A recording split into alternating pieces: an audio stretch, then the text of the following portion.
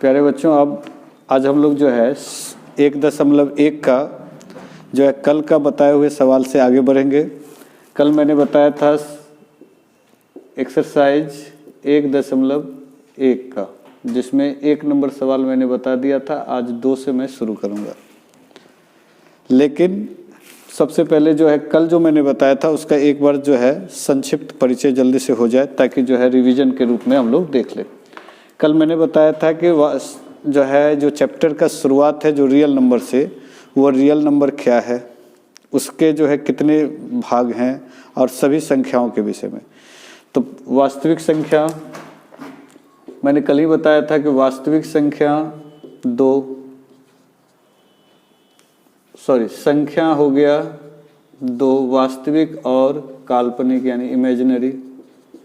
फिर वास्तविक संख्या 2, परिमेय और अपरिमेय, परिमेय अपरिमेय। फिर परिमेय पूर्णांक में हो गया, दशमलव भिन्न में हो गया, साधारण भिन्न। इस तरह से हम लोगों ने देखा सम, विषम, ये सारा चीज़ हम लोगों ने, सम संख्या क्या है, विषम संख्या क्या है, भाज्य क्या है, अभाज्य संख्या क्या है, रूट संख्या क्या है, यौगिक संख्या क्या है, 2 से विभाज्यता का नियम, 3 से, 4 से, इस तरह से हम लोगों ने कल इस विषय को हम लोगों ने देखा था। कल मैंने HCF LCM के विषय में भी बताया था 2 विधि से HCF निकालने के लिए, एक हाईएस्ट कॉमन फैक्टर में कि एक भाग विधि से और दूसरा गुणन खंडन विधि से। भाग विधि में बताया था कि किस प्रकार भाग दे करके जो अंतिम भाजक होता है, यानी कि A में B से भाग देते हैं QR, जो कि एल्गोरिथ्म है। तो A बराबर BQ प्लस R। और गुणन खंडन में कि हम लोग तोड़ेंगे और उसमें जो कॉमन होगा वही उसका होगा। कल का एक सवाल को फिर से मैं दोहरा रहा हूँ कि 135 और 225। तो 135 को मैंने तोड़ा था और 225 को तोड़ा था। 135 को तोड़ने का मतलब हो गया कि अगर इसको 3 से देते हैं तो 4 तिया 12, 5 तिया 15, 15 3 5, यानी 3 पर क्यूब गुना 5। 225 को तो 5 तिया 15, 5 तिया 15, यानी 3 पर स्क्वायर, 5 पर स्क्वायर। तो इसमें जो कॉमन आएगा वही हो जाएगा। तो इसमें कॉमन है 5, कॉमन है 3 पर स्क्वायर, तो 3 तिया 9, 25 45। ऐसा कल हम लोग गुणनखंडन में देखे थे। और भाग में क्या देखे थे कि 225 में 135 से भाग देते हैं एक बार में, 135 0 9 3 12। फिर 135 को में 90 से भाग देते हैं तो 90 5 4। फिर 90 को 45 से देते हैं, 45 दूनी 90। तो अंतिम जो भाजक है वही क्या हो जाएगा, HCF हो जाएगा। तो इस तरह से हम लोगों ने देखा था। आज हम लोग दूसरा सवाल की ओर बढ़ रहे हैं कि दूसरा सवाल क्या कह रहा है हम लोगों को। दूसरा सवाल बड़ा ही मज़ेदार है। मैं इस सवाल को लिख देता हूं ताकि ज़्यादा समझ में आएगा। ये NCERT से है ये, या ये बिहार बोर्ड में भी चलता है और CBSE में भी। बस अंतर है क्या किस चीज़ का, तो मीडियम का, कि वो अंग्रेजी मीडियम में है और ये हिंदी मीडियम में।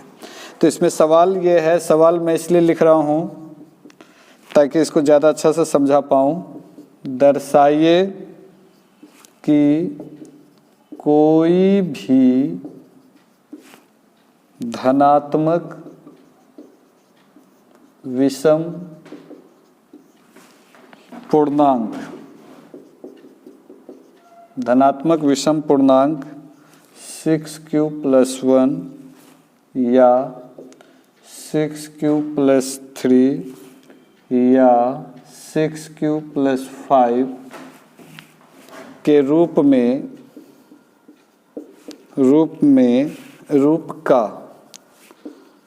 का होता है, जहाँ Q कोई पूर्णांक है।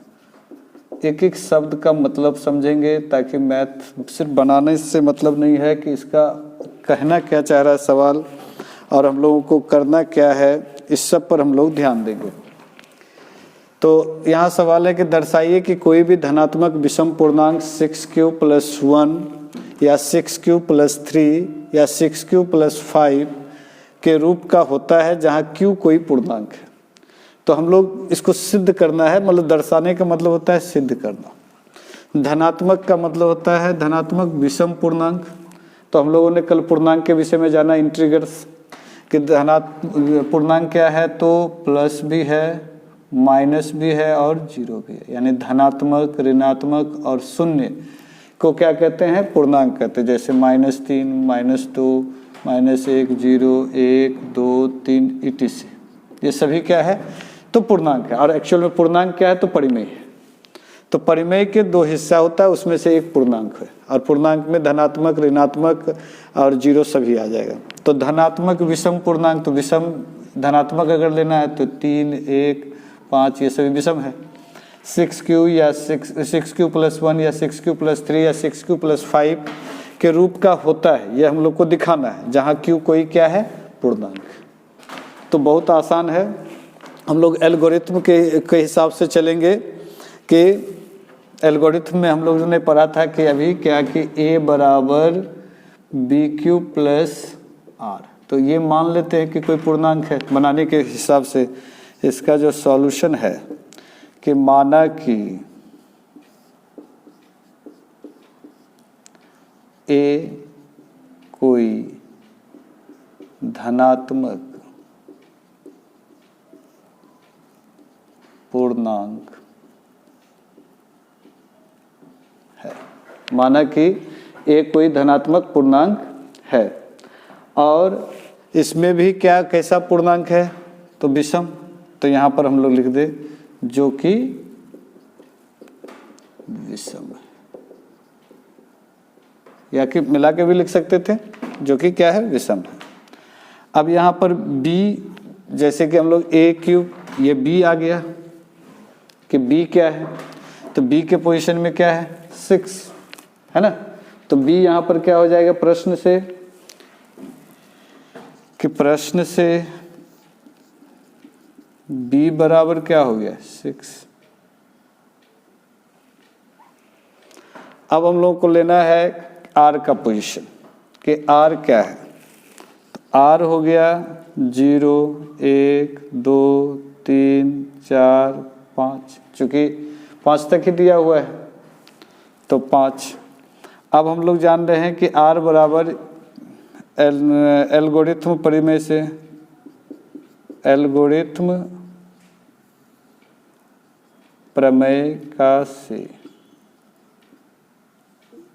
क्या, तो a = bq + r।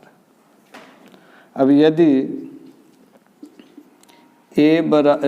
r बराबर 0 रखते हैं तो क्या होगा, तो a b के जगह 6, q + r के जगह क्या हो जाएगा, 0, यानी a बराबर क्या हो गया, 6q। फिर इसी क्रम को मैं इसको इस बार में लिख रहा हूँ, आप नीचे लिख सकते हो कि r बराबर क्या, 1, 0 रखा, अब 1, तो a बराबर bq + r चूँकि, तो इसीलिए a बराबर क्या हो जाएगा, 6q + 1। फिर यदि r बराबर 2 तो क्या होगा, चूँकि a बराबर फिर bq + r, तो r b के जगह 6, q r के जगह 2। फिर यदि r बराबर 3 तो इसीलिए क्या हो जाएगा, a बराबर 6q + 3। यदि r बराबर 4 तो a बराबर क्या हो जाएगा, 6q + 4। फिर यदि r बराबर 5 तो a बराबर क्या हो जाएगा, 6q + 5। अब देख रहे हैं कि हम लोगों ने 5 तक का लिया। अब क्या देख रहे हैं कि इसमें ये वाला है, तो यहाँ लिख देंगे अतः 6q + 1 6q + 3 या 6q + 5 विषम पूर्णांक के रूप का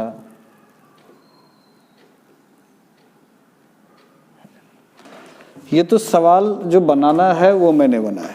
इसको मैं एक बार फिर से समझा रहा हूँ कि माना कि a बराबर कोई धनात्मक पूर्णांक है जो कि विषम है, या ऐसे भी लिख सकते हैं कि माना कि a कोई विषम धनात्मक विषम पूर्णांक है, यहाँ पर भी विषम रख सकते थे। प्रश्न से b बराबर क्या हो गया 6, कहाँ से आया, तो प्रश्न से, चूंकि प्रश्न में दिया हुआ है b की जगह पर 6। r बराबर 5 तक का हम लोग को लेना है, तो 5 तक ले लिए, 0 से लेकर के 5 तक के शेष 0 बचे, 1 बचे, 2 बचे, 3 कंटिन्यूसली ले लिया। एल्गोरिथम प्रमेय क्या कहता है कि a बराबर BQ + r, तो a अब r बराबर यदि 0 रखते हैं तो a 6q b के जगह पर प्लस क्या हो जाएगा 0 r की जगह, यानी a बराबर 6q। यदि r बराबर 1 रखते हैं तो a बराबर BQ + r यानी 6q + 1। यदि r बराबर 2 रखते हैं तो 6q + 2, r बराबर 3 रखते हैं तो 6q + 3, r बराबर 4 रखते हैं तो 6q + 4, और यदि r बराबर 5 रखते हैं तो 6q + 5। अतः 6q + 1, 6q + 3, 6q + 5 विषम पूर्णांक के रूप का है। लेकिन अब प्रश्न ये उठता है कि इसको हम लोग को वास्तव में एक समझने के लिए सिद्ध करना है। सपोज करें कि हम लोग q का मान अपने मन से रखते, 1 रखते, तो 6 × 6 तो क्या हो गया, ये 6q क्या हो गया सम। 2 रखे 12, 3 रखे 18 सारा। इस पे आता है कि ये सब विषम कैसे है, तो 6q + 1, आप q की जगह जो इच्छा है सो रखो, जो इच्छा है। 5 रखेंगे, 6 × 5 = 30, 1 = 31 सम रखते हैं। 6 रखते हैं, 6 × 6 = 36, 1 = 37 विषम। इसी तरह से यहाँ पर भी देखते हैं कि q की जगह पर जो इच्छा है सो रखते हैं, 100 रखते हैं, 600 + 3 603 विषम। q की जगह पर रखते हैं 5 अभाज्य संख्या 11, तो 11 × 66, 66 और 5 71। तो इसका अर्थ क्या हो गया कि हम लोग जो बनाए हैं वो कंप्लीट सही है और ये विषम पूर्णांक को दर्शाता है, जो कि सिद्ध करना। तो आप लोग ये समझ गए होंगे मेरे ख्याल से। अब मैं तीसरे सवाल की ओर बढ़ूँ, ये आप मेरे ख्याल से अच्छी तरह से समझ रहे होंगे। आप इसको देखें एक बार फिर से।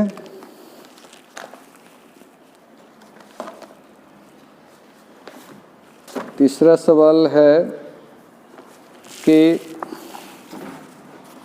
ये सवाल थोड़ा लंबा है, इसको लिखने में समय लगेगा, इसलिए मैं पढ़ के सुना रहा हूँ कि यदि किसी परेड में 616 सदस्य वाली एक सेना आर्मी की टुकड़ी को 32 सदस्यों वाली एक आर्मी बैंड के पीछे मार्च करना है, यानी 32 सदस्य वाला आर्मी का बैंड है, उसके पीछे 616 सदस्यों को मार्च करना है, तो उन स्तंभों की अधिकतम संख्या क्या हुई जिसमें से वे मार्च कर सकते हैं। ऐसा कोई भी सवाल है, अब बेझिझक इसका HCF निकाल लें, 616 और 32 का।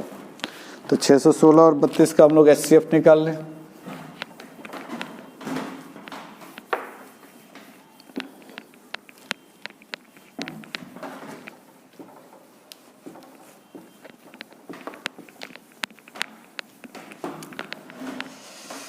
तीन नंबर का सवाल है कि 616 सैनिकों की संख्या कितनी है?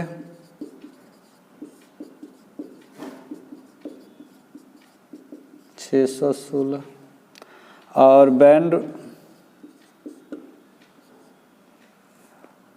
वाला कितना है 32। तो HCF निकाल लेंगे किसका किसका, 616 और 32 का।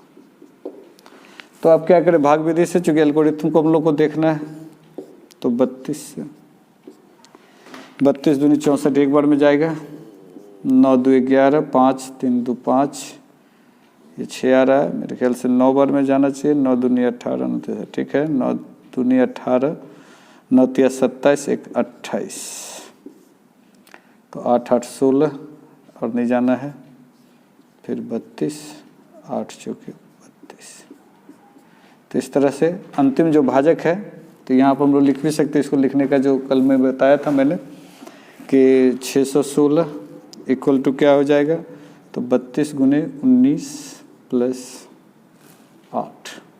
नेक्स्ट क्या हो जाएगा, 8 से हम लोग को 32 को डिवाइड करना है, तो 32 क्या हो जाएगा भाज्य, और 8 हो गया भाजक, 4 हो गया भागफल, और शेष आ गया 0। यहीं से उत्तर आ गया कि अंतिम जो भाजक है वही मेरा क्या हो जाएगा HCF, यानी HCF क्या हो गया 8। तो इस तरह से हम लोगों ने तीसरा नंबर सवाल देखा। ये सब मैं NCERT से आज बता रहा हूँ, और मैं आप लोगों को एक सूचना देना चाहता हूँ क्या कि आप लोग क्या करें, चूँकि मैंने ये बीड़ा उठाया है कि मैं NCERT और KC सिन्हा या अगर और भी कोई प्रॉब्लम हो इस चैप्टर से संबंधित तो मैं बताऊंगा। तो इसके लिए करना क्या है कि Chanakya study point, Chanakya study point का जो ग्रुप है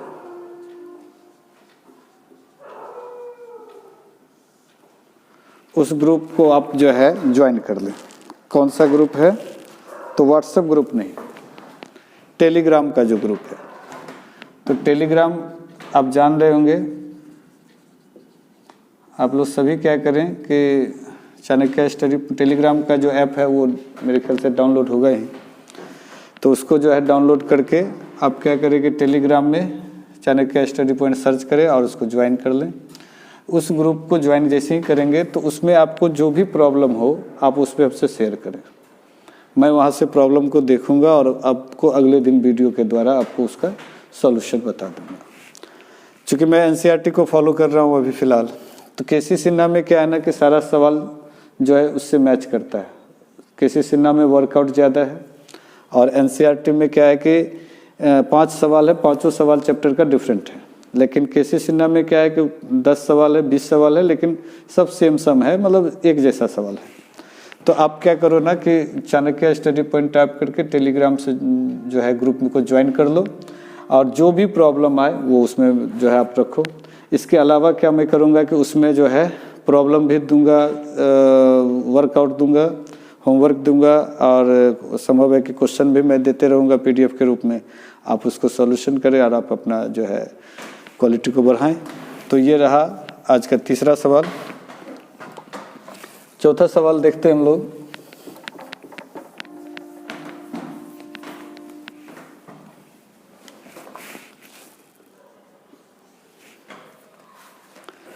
चौथा सवाल है कि यूक्लिड विभाजन प्रमेयिका का प्रयोग करके दर्शाइए कि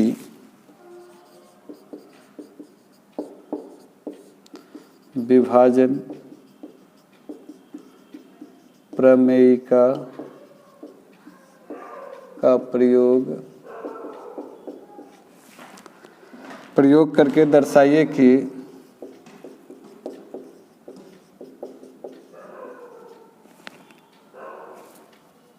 दर्शाइए कि किसी धनात्मक पूर्णांक का वर्ग किसी पूर्णांक m के लिए 3m या 3m+1 के रूप का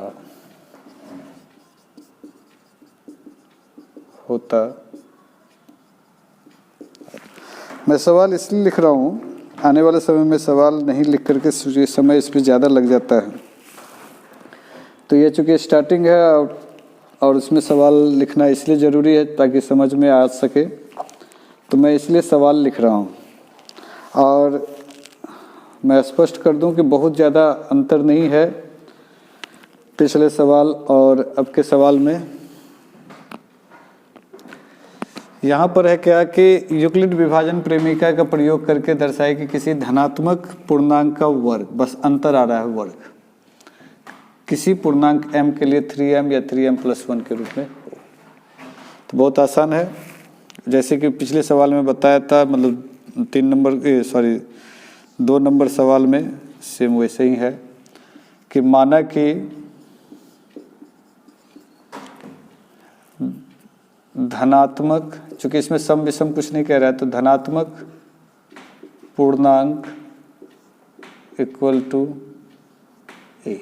मान लेते हैं कि धनात्मक पूर्णांक क्या है, ए, ऐसा मान लेते हैं। पिछले सवाल में तो जो था क्यू अलग बात है, लेकिन इसमें भी हम लोग ए मान सकते हैं। और बी प्रश्न से, सेम प्रश्न से बी बराबर कितना हो जाएगा, 3। अब चूंकि आर का जो वैल्यू हम लोग देख रहे हैं वो है क्या कि क्यू के लिए चूंकि ऋणात्मक नहीं हो, अच्छा इसमें जो है एक संकेत भी दिया हुआ है, उसको भी हम लोग अंडर एस्टिमेट ना करें कि संकेत में क्या कर रहा है, ताकि आपको समझने में ज़्यादा आसान हो कि संकेत भी कुछ कह रहा है। संकेत ये कह रहा है कि मान लीजिए कि, अच्छा ये संकेत दे रहा है कि आप कैसे बना सकते हैं। तो मान लीजिए कि x कोई धनात्मक पूर्णांक है, तो वो x कह रहा है, हम लोग ये मान लेके चल रहे हैं, तब यह 3q या 3q+1 या 3q+2 के रूप में लिखा जा सकता है। ठीक है, इनमें से प्रत्येक का वर्ग कीजिए और दर्शाइए कि इन वर्गों को 3m या 3m+m के रूप में लिख सकते हैं। खैर ये उनका निर्देशन है कि ऐसा आप कर सकते हो, लेकिन ऐसा ज़रूरी नहीं कि हम लोग वैसा ही करें जैसा कि उन्होंने बताया। तो हम लोग r को फॉलो करें। r बराबर क्या हो जाएगा, चूँकि यहाँ पर ये 3 है, तो हम लोग को 0 से हमेशा r क्या हो सकता है, या तो बराबर या छोटा, बड़ा। और यहाँ पर चूँकि एक लिमिटेशन है, तो ये क्या हो जाएगा r, और r हमेशा इससे क्या होगा, छोटा, बराबर भी नहीं हो सकता। क्यों? क्योंकि अगर आप सोचें कि आपको 2 से भाग देना है 9 में, तो 4 दूनी 8, 1 9, ये जो r आया ये इससे हमेशा क्या होगा, छोटा होगा।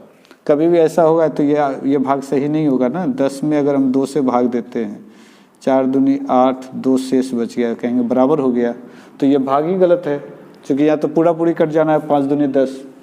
और अगर मान के चला जाए हम यहाँ पर देते हैं कि नहीं 3 दूनी 6, 4, इससे बड़ा हो गया, तो भी गलत है। तो r जो है वो हमेशा क्या होगा, जो भाजक से जो है क्या होगा, हमेशा बड़ा होगा। तो ये हो गया। अब फिर वैसे ही जैसे कि यूक्लिड विभाजन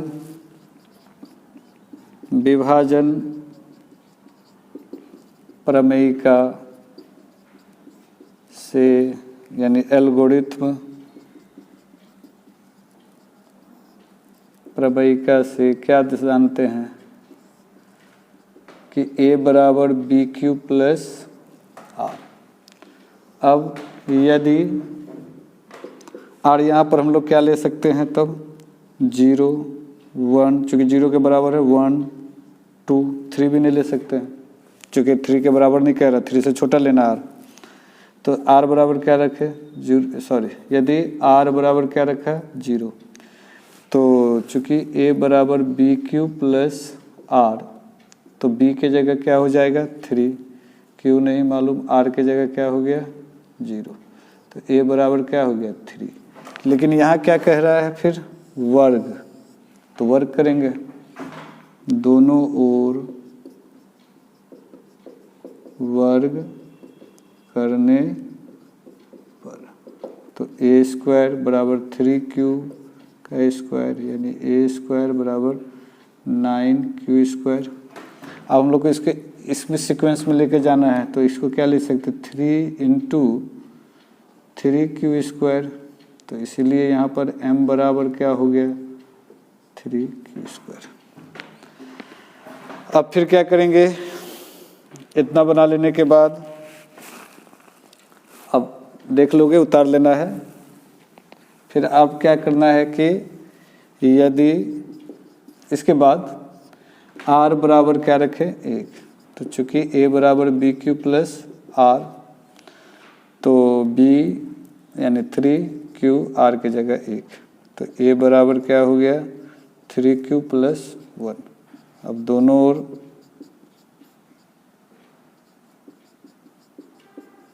वर्ग करने पर तो ए स्क्वायर बराबर 3q + 1 का स्क्वायर। ये देख रहे हैं आप।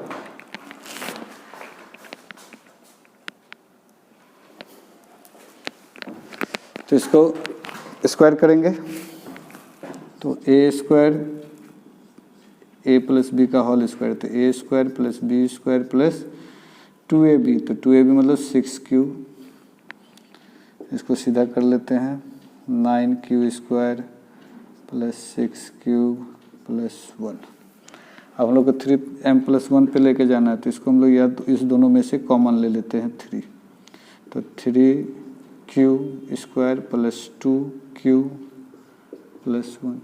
तो यहाँ m बराबर क्या हो गया, 3q स्क्वायर + 2q। तो इस तरह से हम लोगों ने देखा। अब है हम लोग को यहाँ पर बारी कि r बराबर 2 रखने का।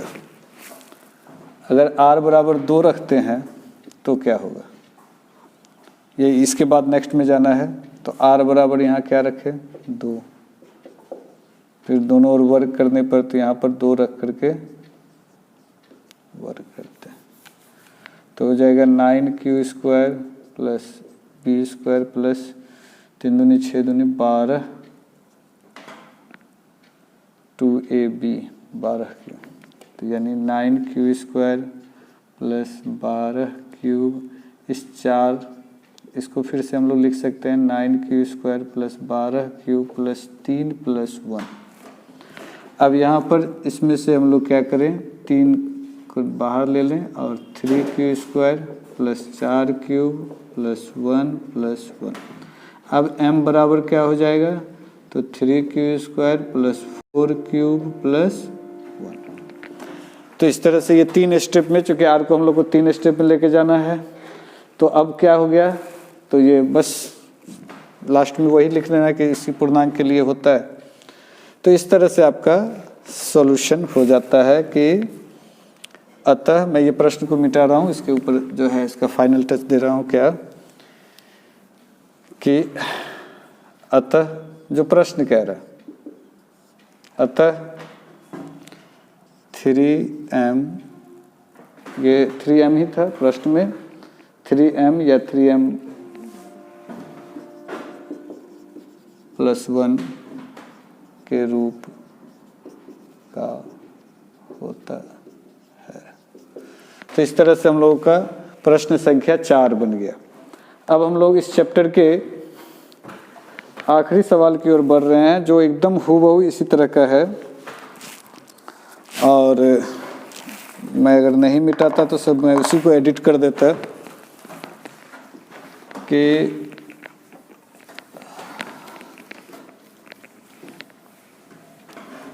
प्रश्न संख्या 5 इस चैप्टर का आखिरी, आज मैं ये 1.1 समाप्त करने जा रहा हूँ।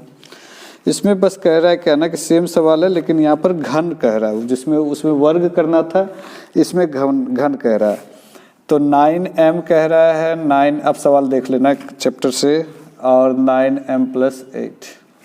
अब यहाँ क्या कह रहा है ना कि घन करने के लिए, ठीक है। तो फिर से उसी तरह से एक बार जरा इंक देख लेता हूँ।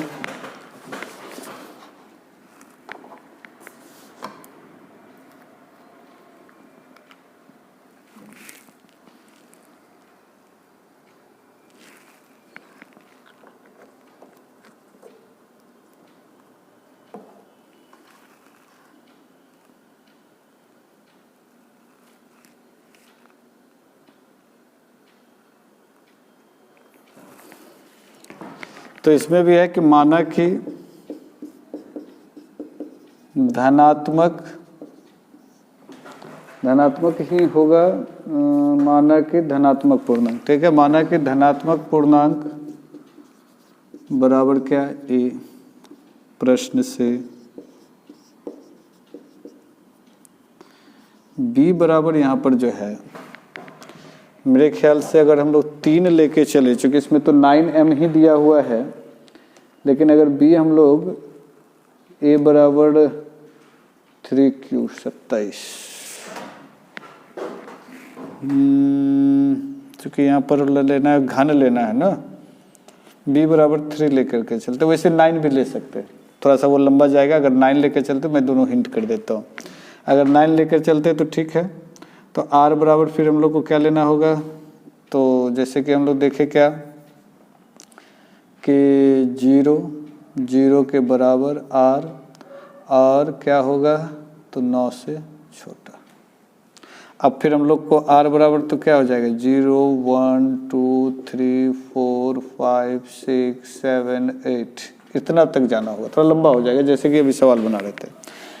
एक मैं हिंट कर देता हूँ। यदि r बराबर 0 तो चूँकि a बराबर बी क्यू प्लस r, तो b के जगह पर क्या रखते हैं 9, q के जगह पर क्यूब, r के जगह 0, तो a बराबर 9q।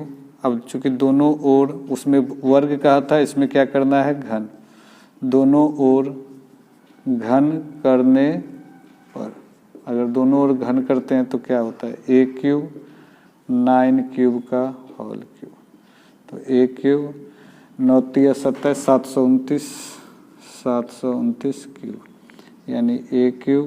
अब इसको हम लोग चूँकि 9 के सीक्वेंस में ले जाना है तो 9 इंटू 81 का क्यूब, तो यानी क्या हो गया 9m, यानी m बराबर हो गया 81 क्यूब।